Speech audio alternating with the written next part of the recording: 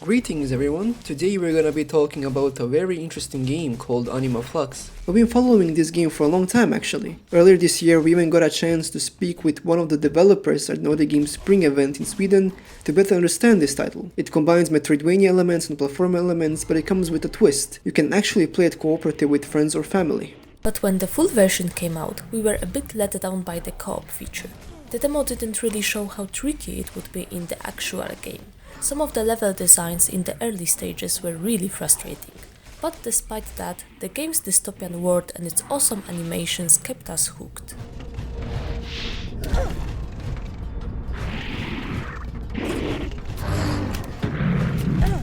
One thing I liked was the variety of enemies and bosses. Each one had a unique mechanic and beating them felt rewarding, but I didn't enjoy how enemies would respawn every time we left their area. It made progress feel slow. Anima Flux is definitely a game where exploration is key. There are lots of hidden paths and tunnels which made exploring fun. The main quest and side quests kept us busy, and you can even unlock different skills and modes as you go, which gives the game a nice progression. Unlocking those skills made the platforming more interesting, but we got some important ones like the dash a bit too late. It would have made things smoother if we had those earlier.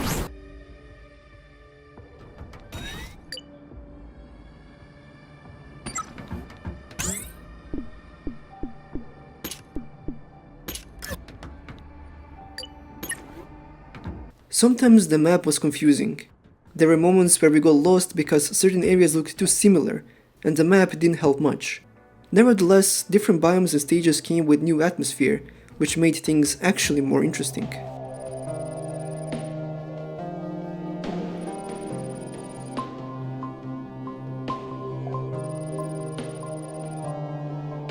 Visually, the game is stunning. The futuristic dystopian world feels dark and dangerous. I love the retro sci-fi designs of the mutants and robots, and the cutscenes, they were so smooth and well detailed. At least the music added variety and kept the mood right. The sewer stage, for example, had a cool change in color and dynamics, making things more spooky. This feeling stayed throughout the entire game, each part offering something new.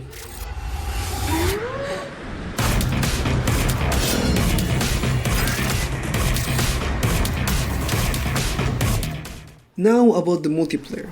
I'm sorry to say, but it's only local. You can in fact use Steam Remote Play for online, but we had issues with it, so I won't really recommend it. In single player, enemies ignore your AI partner, which makes things feel a bit too easy, like you're maybe cheating. But in multiplayer, it's the opposite. If your friend dies, they stay dead until you reach them or get to a healing hub.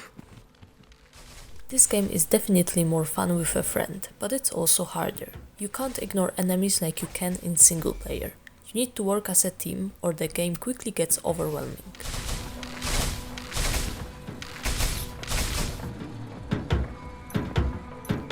So, would we recommend Anima Flux? Well, if you're looking for a good co-op experience, you might be disappointed. The single player is much smoother and more fun to navigate. The early stages need more polish, and the map could use some improvements. The story isn't anything groundbreaking, but the gameplay is solid, especially once you get into the later parts of the game.